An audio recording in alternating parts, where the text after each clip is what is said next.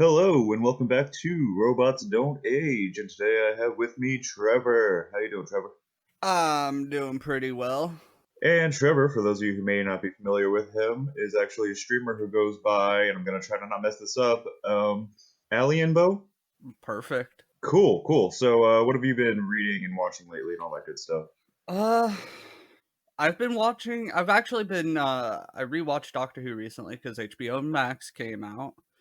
I was able to finally rewatch through Doctor Who, like I used to do at least once a year until they took it off Amazon Prime because of HBO Max. Um, Rewatched Avatar The Last Airbender, and I finally saw Spider-Man Into the Spider-Verse. I actually, to go through that list real quick, I've seen a few episodes of Doctor Who, but I never got deep into it. I just finished Avatar myself, though. I actually really enjoyed that series, and I've got a recommendation for you if you're interested for, when it gets to my point. And shit, I'm spacing. What was the last one? I finally got around to watching Spider-Man Into the Spider-Verse. Oh yeah, how was that? I've heard amazing things about it. Oh, it was it was so fucking good. Like not many things cover the death of Peter Parker in the Ultimate Universe, especially now that the Ultimate Universe, well, I heard that they brought it back, but at the time it didn't exist anymore. It was taken out, I believe, during the Secret Wars. But it's so great to see them cover that because, like, we always get Peter Parker. We always get Peter Parker. But we don't get Miles Morales. And honestly, like, as much as I love Peter Parker and grew up on him, Miles Morales has the cooler power set. I agree. I actually did same as you. I grew up on the Sam Raimi Spider-Man movies. I watched all of them when they came out. I really liked them, but I never really had the desire to read Peter Parker comics because I knew everything about Peter Parker's origin story, and I've seen Uncle Ben get shot enough to not really want to do it again and again. So when I first started buying comics, especially Spider-Man ones, I just get the Miles Morales, and I really love reading those comics. I just never watched the movie with him because it did amazing and didn't really need my money. Trust me, you'll fucking love it because of, like, even alone Nick Cage playing a Spider-Man. What more do you want? You know what? You're right. I forgot about that. And I don't care what anyone says. I've loved Nick Cage before Mandy. I will love him after Mandy, and I love him because I've always loved Nick Cage. I don't give a fuck what anybody says. I like Nick Cage in Ghost Rider. I like the movie Ghost Rider, and it's mostly because of Nick Cage. Have you seen Lord of War? It's a No. Nick Cage. It's a Nick Cage movie, and he plays an international arms dealer. And I'm just gonna leave you with that. It's so Oh, fucking good. what was that movie? Nick Cage, long hair, beard. He's getting released from prison. Con Air? I think No. so. Well, No. that's when he's actively a prisoner. No, like he's on a plane, Oh, blue. So he's about to be released from prison. Con Air. Yeah. Con Air. Oh, I fucking love that movie, and I can never remember the name of it because when I think Con Air, for some reason, I think Air Force One. Yeah. Con Air. It's got Steve Buscemi in it. I believe who plays some sort of cannibal. I can't remember. It's been years, but yeah, it's Yeah, definitely Con yeah. Air.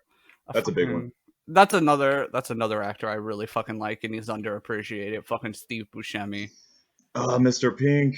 Oh, have you seen Miracle Workers? I have not. Oh my god, Steve Buscemi plays God. Ooh. Daniel Radcliffe is one of the angels that helps work for him, who handles random events.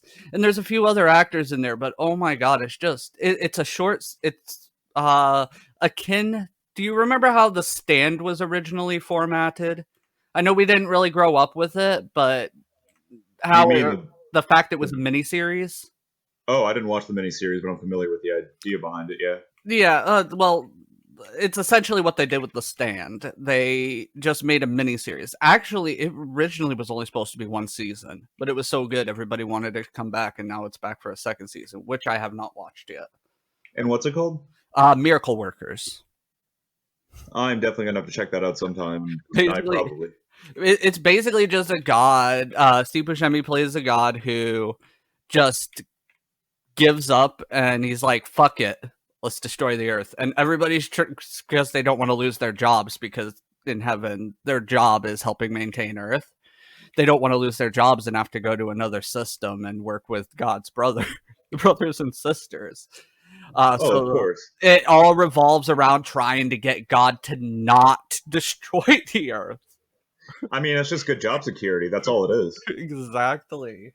It's fucking fantastic. I know you'll fucking love it because it has like a the Big Lebowski feel to it. Like it's there, but you feel like you shouldn't take it too seriously, but you kind of should at the same time as enjoying it as it happens. I mean, you already sold me on it, so I'm not too worried about it. Yeah. What's it streaming on? Fuck. I know it was on TV. I don't know if it's on any streaming service. Have you been playing any new video games, reading any books, anything else? Um, I've been meaning to fucking pick up Respire, but I keep forgetting, and I don't like ebooks. That's one thing that everybody knows about me, is if there is a physical version, I would much rather have that. I completely agree. I can't do ebooks as much as I should encourage it because I hear that like that's the big market now for getting your self-published book out there. I just really don't like reading anything on a screen for long Right. periods of time. I like having the physical book. That's how I like my reading done. But other than that, like, I gotta get a physical copy when possible, and then like other than that, I haven't really actually been reading anything. It's mostly been just gaming. Tell the people what you've been playing and where to find you for Twitch real quick if you'd like. Uh, I've been going between two games on Twitch. There's my Morrowind playthrough. My Morrowind playthrough, which I use OpenMW, which is a basically a brand new engine for Morrowind, rebuilt from the ground up to get rid of Gamebryo's. I just have one question. When you hit an enemy in this game, does it actually reflect that? Or is it just another dice roll again? Because that was the worst part about playing Morrowind. Well, that's the thing. Is like it's just a new engine. They didn't mess with the core features, but it does accept mods, so you can mod in the accurate attack mod, which means. But I mean, I know how to build the character. Basically, all you have to do is just stack agility, and you'll never miss. But there is a mod. I have used it before. It is not bad, but yeah, everything stays vanilla. It just makes it look prettier, it makes it more stable, makes it easier to run on newer systems, makes it infinitely more moddable. And it's basically what they did with Elder Scrolls 2 with Daggerfall Unity, essentially. But between that and Arcade, which is Arcade Unchained, which is a buy-to-play MMO RPG sandpark, in my spare time, I've been playing Star Citizen. And, what kind of game, Star Citizen? Oh, Star Citizen is in alpha, and honestly, it's a buggy mess. So unless you're okay with a buggy mess for like a concept that really, really takes a lot of time to work, then go for it. But basically, it's a space sim.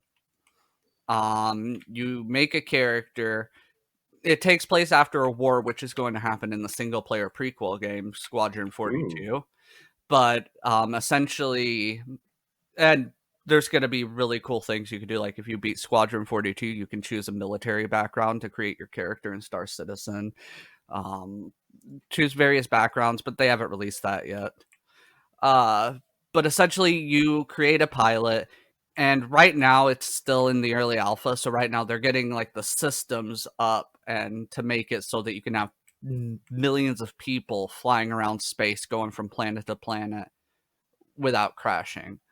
You go, you can trade, you can bounty hunt, you can commit crimes, smuggle, mine. There's a whole bunch of shit you can do. They just recently added in a prison system. So if you're have a crime stat and a bounty hunter or the UEE Navy kills you, you get sent to prison. And you either have to serve your sentence or you can reduce your sentence by mining or you can escape. There's That actually sounds really involved. It is amazing. Like it's to the point where I actually went and I bought not just one set of flight sticks, but two. It is buggy. It is way unfinished. It's still early alpha, but that's because they're putting most of their resources towards the game they announced before Star Citizen, which was Squadron 42. It's a fucking gorgeous game too, but holy shit is it resource intensive. Like I'm running 1070 Ti, 32 gigs of RAM, and it's installed on my NVMe M.2 SSD, and it's still a struggle for it to run at max graphics because of how fucking like gorgeous and detailed and involved this game is. I mean, you sold me on it, but I'm gonna have to wait till it comes out because that sounds like it's way too frustrating for my finite amount of time to deal with.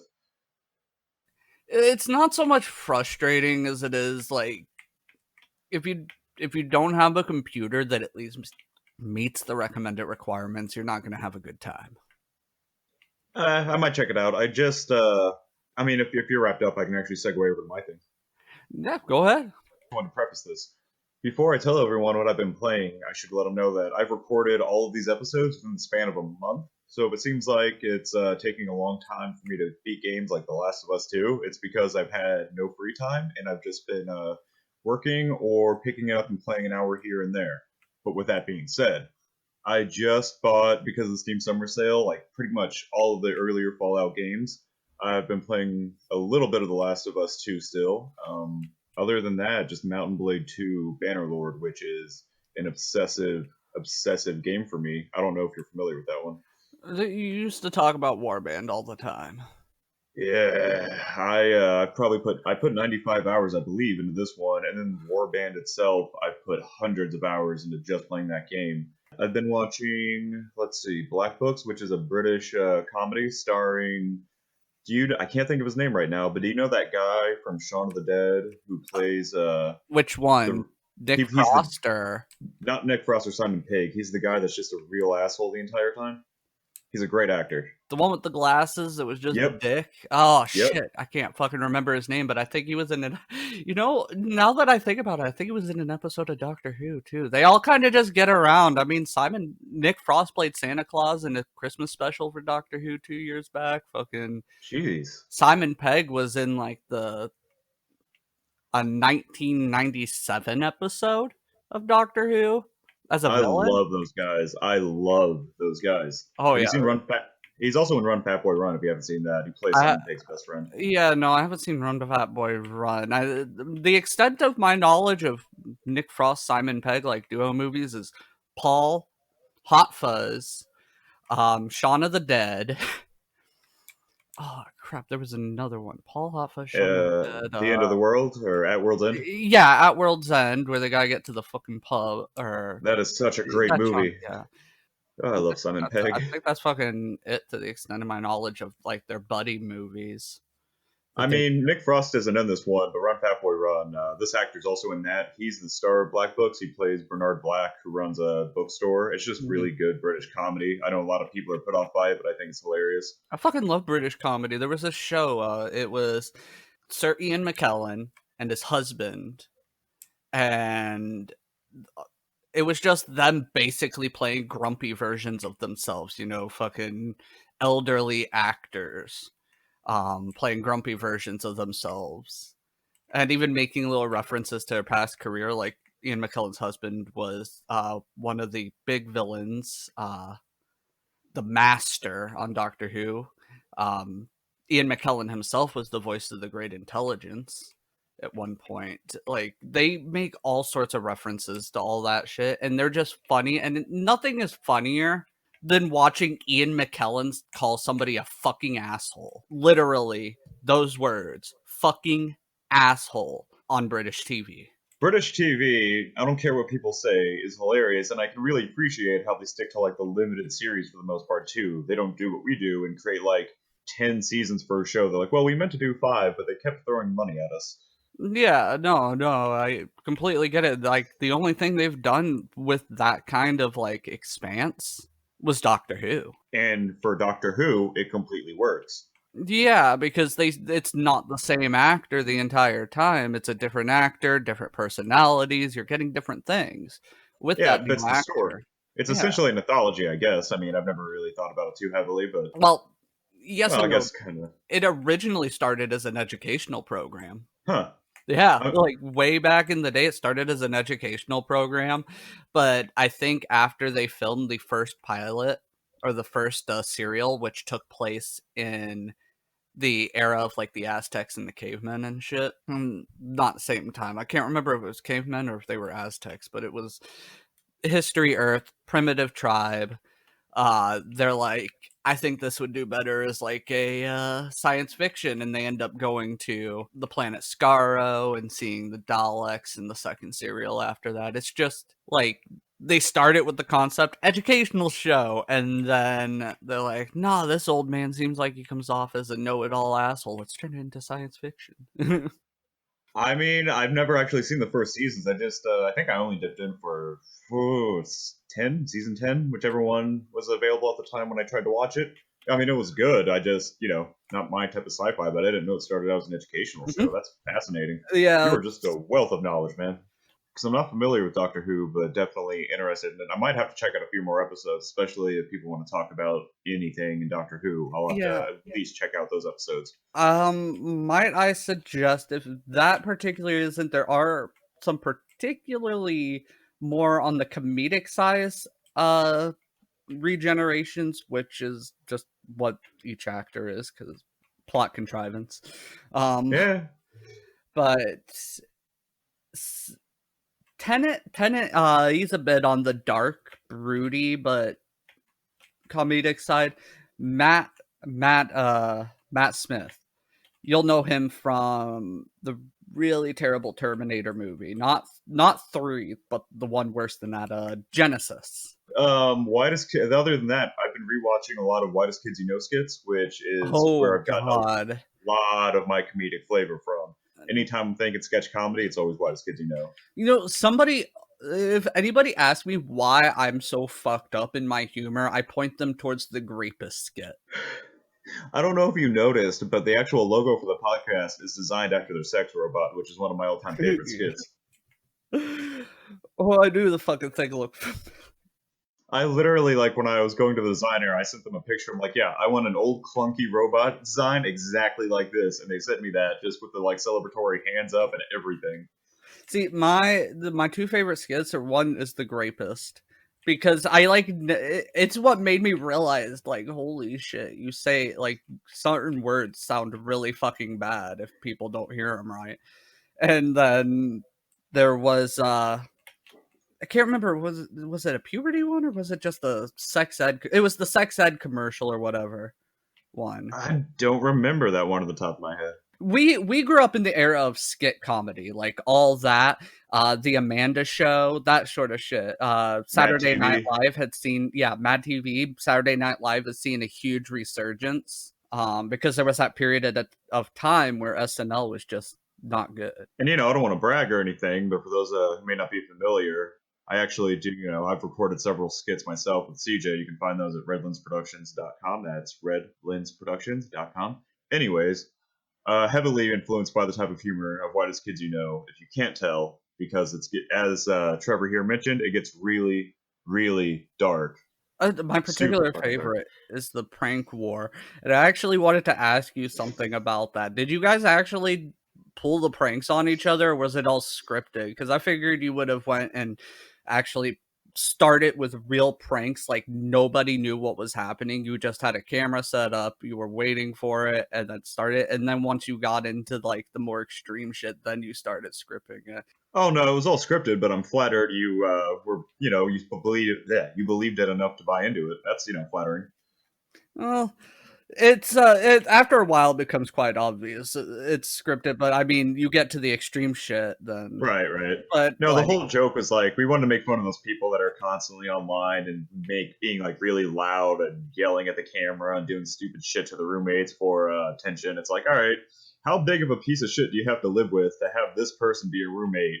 And even well, if you're okay with them doing it or it's staged, it's still like, oh, it's a well, weird concept to me. also once again, product of the era we grew up in. We grew up with Jackass, Viva La Bam, that sort of shit. Yeah, So but I've never really watched like the stuff where you physically like mess with someone just out of spite. Something a little more along the line of like maybe punk or things like that. You didn't actually oh run yeah, into someone's bathroom and smack the shit out of them, but Yeah, like Ashton Kutcher has fucking gotten his share of hot water from people that he's punked. Oh man. But you But know what? Ashton Kutcher's a fucking saint. dude, that motherfucker is, if you look at him outside of his career, that motherfucker has done so much and he has stood up for so much. Like, he has Yeah, definitely shed off the Kelso stereotype. That amazing was a human being. yeah, like, because you remember back when he first kind of appeared on the screen, because of, that 70s show, he was being typecast basically as the aloof dumbass fucking stoner. Because what, dude, where's my car? Yeah, dude, where's my car? He was in a lot of movies where he kind of played that like cliche airhead figure. Yeah, like the first time I've actually, because I never saw the Steve Jobs movie, but Yeah, same. the first time I seen him in a serious role was The Butterfly Effect. Oh, that was so good. His performance, no matter what you think about the movie, his performance was solid. It was, and you know what? The movie was solid up until near the end when I everything haven't just got convoluted. I haven't seen it in many years, so I can't really comment on how the storyline goes. But I mean, it's from what I remember, I greatly enjoyed it. Yeah. No, like the overall movie was fucking amazing. Like, So aside from Whitest Kids, I also bought the Fallout 76 actually a little bit before we started this at the behest of our friends CJ and Corey because they really want me to play that with them. So I might give that a shot. uh, on PC. PC, Okay, yeah. yeah, I have it too. I have like I beat the main storyline and I didn't touch it until Wastelanders came out. So I mean, I'm still going through Wastelanders. Me and Mitch have actually been playing it together. Mitch has it too. Oh, sweet. So Yeah, I I'm mean, Fallout's definitely one of my favorite franchises. As much as I dislike, companies that have a lot of issues with their games, it's known that Bethesda is glitchy, but like I love every MMO or not MMO, every RPG they put out. They just do a miraculous job. But I still love all oh the yeah, Fallout games that I've played. The storyline, the worlds they build, are such an inspiration to me in all my work that I try to do. But if you don't have anything else for right now, go to a quick break and come back in just a couple minutes. sounds good. All right, cool. Has your droid been acting up? We'll bring him on down to Bespin's Beaters, located on Cloud City. Here at Bespin's Beaters, we'll take that old astromech droid and scrap it for you, no questions asked. Is it still functioning? We got battle droids for that. Now I know what you're thinking. Bespin's Beaters, we've had our R2 unit for years. We can't get rid of it. Look, these R2 units have been outdated since the Clone Wars. Isn't it time you upgraded? Come on down now and tell them Proco sent you. You'll get 25% off your next purchase with us. Bespin Speeders, located by the giant crater in Cloud City.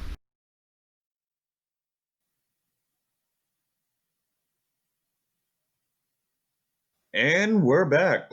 All right, so as you guys know, I usually let the guests pick what we talk about, and today we are going to talk about, in the words of Trevor, actually, if you'd like to phrase it the same way you phrase it to me. I'm trying to remember, but the gist of it is R2D2 is an asshole. I believe the exact phrase was, we can talk about why R2D2 is such a dick. Oh yeah, same thing. Title of the episode, R2D2 is a little Richard. All right, so do you want to explain your reasoning behind this? Well, okay, like, just bear with me. Look at it not from a movie standpoint, but specifically analyzing R2D2. Look at his conversations with C3PO, just as like the most obvious but most overlooked thing. Listen to 3PO's responses. They do have a weird, like, married couple bickering back and forth relationship. I'll give you that. Exactly. It's just R2D2 talking shit the whole time, and all we can hear is C3PO's responses, and it makes him look like an asshole. I feel like C3PO is usually on the defensive side of it too. I mean, that's a fair point. I'm not going to hold that one against you. Like, it's just simple things like that, or I mean, he does save the day though in a lot of cases. well, yeah, but half the time it's his fault that they're in the thing in the first place. Remember episode 3, Attack of the Clones, near the beginning? He fucking almost kills him by fucking causing the ship and the gravity to yeah. and throwing Was that in the middle of the droids attacking him though? That was the middle of the droids attacking him, yeah. He shifted the fucking ship in the with the Chancellor on their back. Granted, the Chancellor, you know, I mean, yeah. he wouldn't have been much Spoiler of a alert for loss. the oldest fucking spoiler in Star Wars history. Anyways. Right. Like, as soon as the biggest spoiler was finding out that Palpatine was in Episode 1. Yeah. But no, I agree. I mean, I can agree with some of your points, but I feel like R2 saving the day or what he does usually justifies him being kind of a dick to C-3PO at the very least. Do you have Oh, any? no, he's not just a dick to 3PO. He's a dick to everybody. Backtalks Luke all the fucking time. I mean, yeah, that's fair. All He, right, he does backtalk. he backtalks everybody. You ever hear the joke that he's like the dirtiest character in film history because they have to beep all of his lines? Yes. And honestly, like, I honestly think they didn't want to give him the voice initially, because when they wrote 3PO's lines, they were responses, and they realized that if they gave R2 actual lines that people could understand, like, nobody would like him. That would take away a lot of like the comedic back and forth they have too, if you think about it.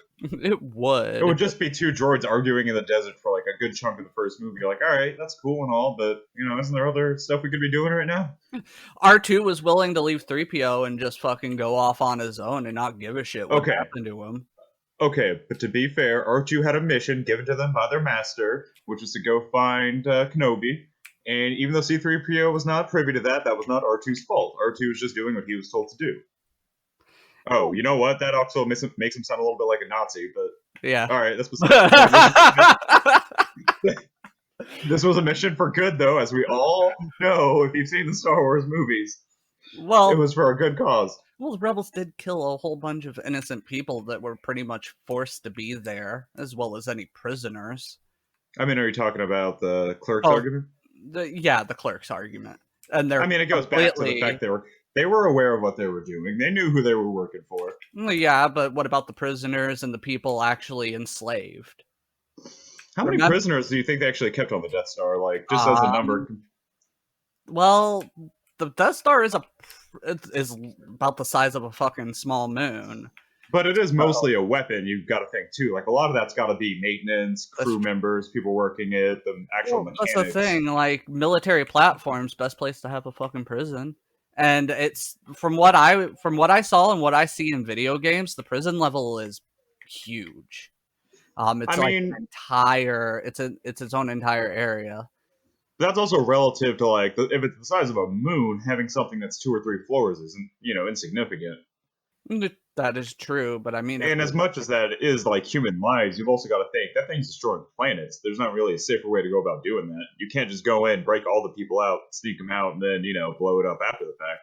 I'm sure, like, they were in there. They were able to steal, like, plans minuscule enough to where it's a fucking exhaust port. I forget how they covered that in Rogue One. I can't remember. They were in there long enough to do that. They could have been in there long enough to figure out a way to disable it from the inside. Or at least open all of the prisoner bays. Hell, they would have had an easier time escaping if they opened the prisoner bays. Yeah, I guess that's true if they were inside, but I don't know. I feel like what they did was justified enough, especially with the time they had. Oh, I didn't say it wasn't justified. I just say they're a bunch of assholes. Yeah, no, you're not wrong. I mean, kind of like R2D2, who's, by the way, the detective gadget of droids. Oh, yeah, that's another thing. He's a fucking MacGuffin. Wait, do you think nobody actually cares about him outside of the main characters?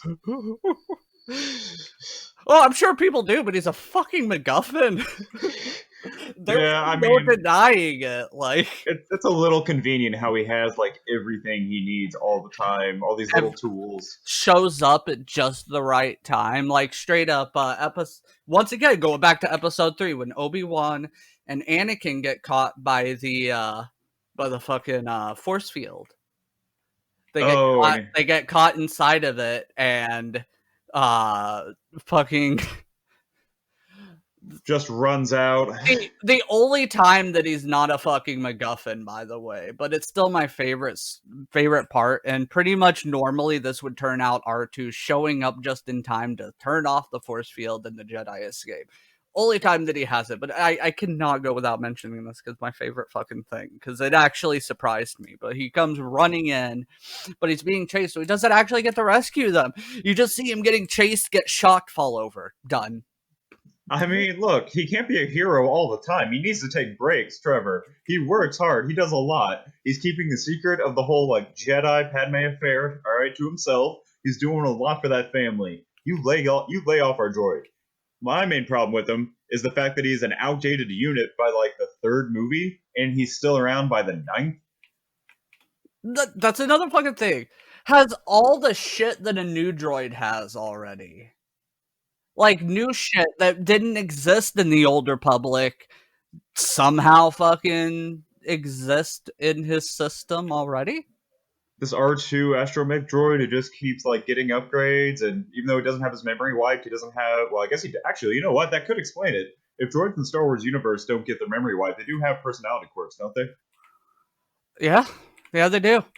And he doesn't get his memory wiped, if I'm not mistaken. I mean, maybe in part 3, but even still, that's... I feel like a longer period than most. Well, yeah, but I mean, how long was he in commission without a memory wipe before episode 1?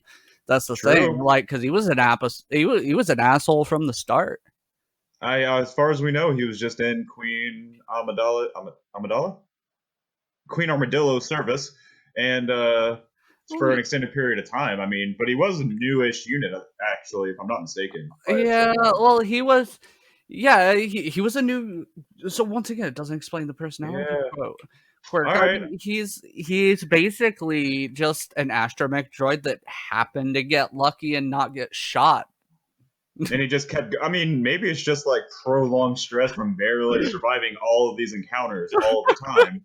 I mean, look at all the gunfire, the shots, the other droids he had to combat. Like he's scarred. He's the Rambo of droids.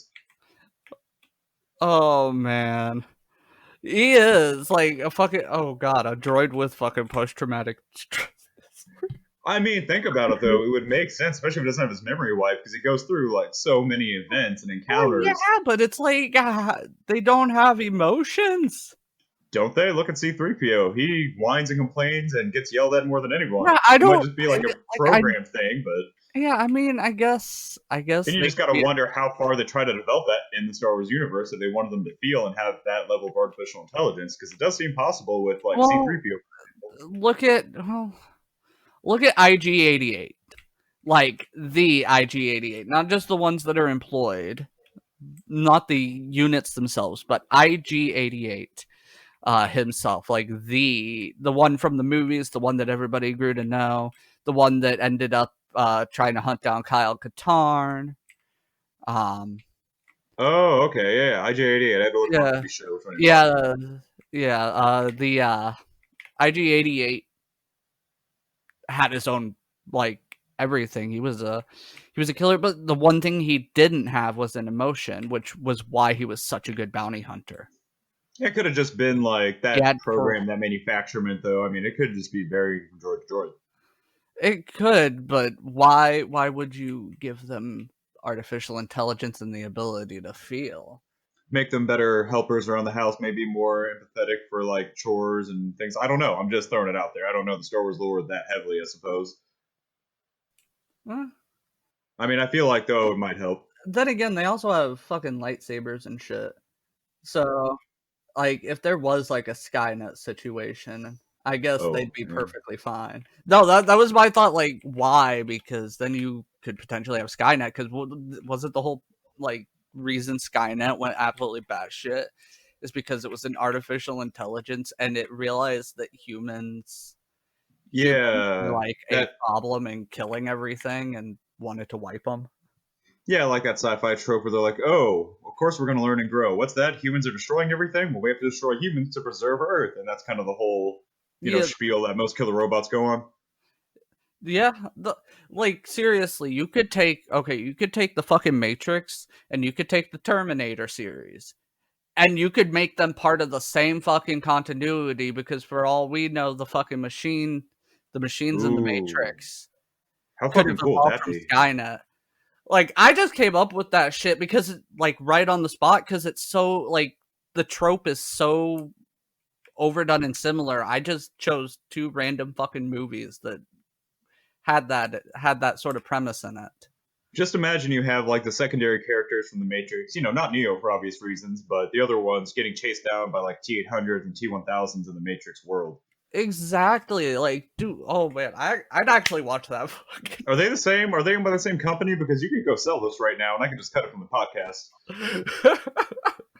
I have no fucking. Well, no, I have no fucking clue. I know the Wachowskis fucking made the Matrix, and Cameron fucking made. They probably have X amount of rights over it too, so Yeah, dude, but I could see that happening in like a comic book because comics will definitely go into territory like that. Like they had, that'd be cool. What was it? Terminator versus Predator. Yeah, they had Terminator versus Predator. They had fucking Teenage Mutant Ninja Turtles is the most recent one I can think of. They're probably something more recent, but TMNT with Batman. Bringing it back around real quick to wrap things up. Out of all the droids in the Star Wars universe, obviously you're not a fan of R2D2. You seem like you're a big fan of IG-88. What's your favorite droid in the Star Wars universe? My absolute favorite droid in the Star Wars universe? We can go extended universe, the movies, anything you want. If you want me to limit it, I can try to limit it for you. My little buddy from fucking Force Awakens. BB-8? BB-8's the little roly one. Oh, is he not the? I can't remember his name off the top of my head, but that motherfucker saved my ass so many times by throwing me a stim when I needed it. So shout out. Oh wait! You mean from Fallen Order? Yeah, I don't know why I said. You said Force Awakens. Yeah, I was like, wait, that's the only droid. Yeah, I know who you're talking about. Okay, the backpack droid from Fallen Order. Yeah, Fallen Order. Like, you saved my ass so many fucking times during that game. That is a great choice, actually. I forgot about him because I only played Fallen Order the once, but he was such a help, such a lifesaver. Right. Plus, you got him the little attachment. He got you into the secret areas. Oh, he was such a great little buddy. Granted, we had a lightsaber, so we most likely could have just stuck it in there and took a little bit longer, but... it's not about that. It's about teamwork. So, like, seriously, and that motherfucker's been there, and honestly, he's probably the only useful... No, honestly, I think he's the only actual, like, droid in any Star Wars games that actually had any use and was an active main character. Okay. You ready for... I think you're going to have to eat those words in a second. You ready for mine? Yeah. The one and the only HK-47. Yeah, I forgot about HK-47 and his meat bags. Yeah. Fucking meat bag. His hatred of meat bags. But honestly, like, I mean, once again, HK-47 fell into the trope of, destroy all humans. HK-47 is by far my favorite droid in the entire universe. Maybe it's just because I love that Star Wars game so much, like both the ones that he's in, but he's just been such a funny droid and perfect little assassin unit. The HK-48s, I think, were the models after him. Those were also really cool. Yeah, those are the ones that fucking caught you and were hunting you down. Yeah, and if you get a mod for Knights of the Old Republic 2 on Steam on the PC, you can actually get attacked by them more frequently. And if I'm not mistaken, there might even be a quest where you can go to their home planet or factory and blow it up. But I've never actually gotten to that part. Cool. I'll have to check that out during my next, because I actually played through it a few months ago again, just because I fucking love Knights of the Old Republic. But yeah, I mean, despite him falling into the, because like I like him. He's not like R2D2 where I don't like him. I love HK-47.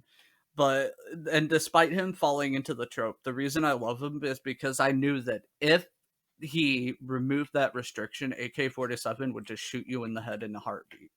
Master or not, he would shoot you in the head, no questions, if he removed the restriction that's preventing him from killing you. Definitely think that he's something to be feared. I just love him.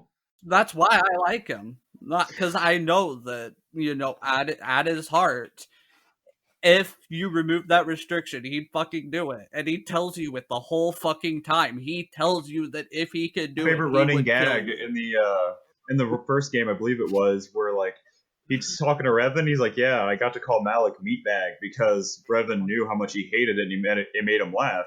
So just because it made Revan laugh, he'd call Malik, the other Sith apprentice, meatbag." Just, I love the idea of the Sith Lord looking at him and glaring at this assassin robot, but he can't do anything because it's his master's like pet fucking assassin. All right, so for closing thoughts, do you want to give anyone your online handles? Tell them where to find you. Yeah, it's facebook.com/Alianbow. That also leads to twitch.tv/Alianbow. And I have instagram.com/Alianbow because I post I like to take pictures with my green screen and then impose backgrounds.